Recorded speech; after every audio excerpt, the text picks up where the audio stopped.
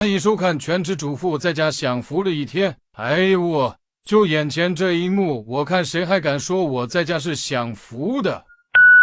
饭都不想吃了，来吧，开干！生活虐我千百遍，我待生活如初恋。我要用这个视频给那些说我在家享福的人证明一下，我没有在享福，也没有在混日子，只是辛苦的时候没人看到罢了。自从结了婚当了妈，我见过无数次凌晨4、5点的月亮，经历了无数次娃醒着的时候我没法睡，娃睡着的时候我又睡不着，没有工作，没有自由，很长一段时间我都会迷茫，会焦虑，甚至每天崩溃又自愈。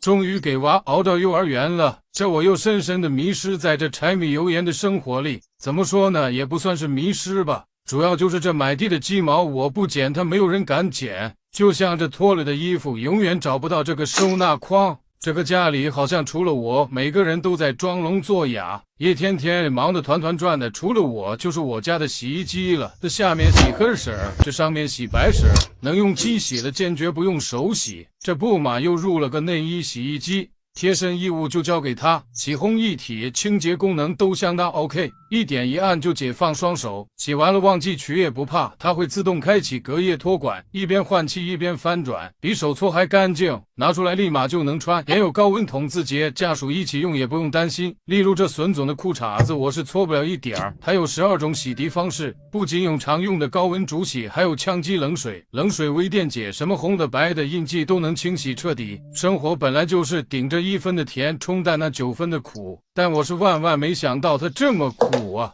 来吧，爱的茉莉转圈圈，只要我肯吃苦，就吃不完的苦。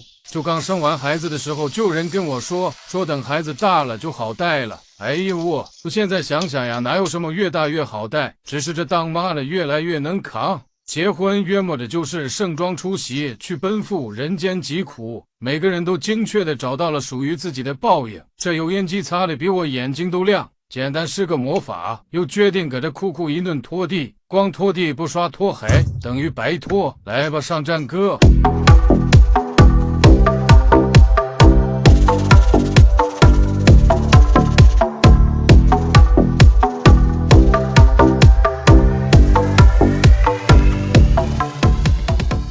就这小战歌一放呢，3下5除2又把鞋刷完了，再用这用完的洗脸巾擦一擦玻璃，擦完再用去水银小抹布给它擦干。来吧，给生活比个耶！洗脸盆我不擦也没人敢擦。来吧，直接变个装。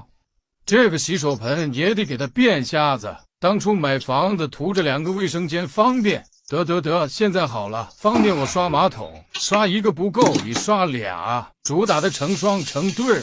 里外都收拾干净了，手都给我累出汗了。给大家看一下我这毫无欲望的儿童手指，干了大半天饭都没吃上，这都要给老娘们累嘎了，一下也不想动了，躺沙发上休息会儿吧，一会儿还得晾衣服。行了，今儿个就到这儿吧，咱们明天再见。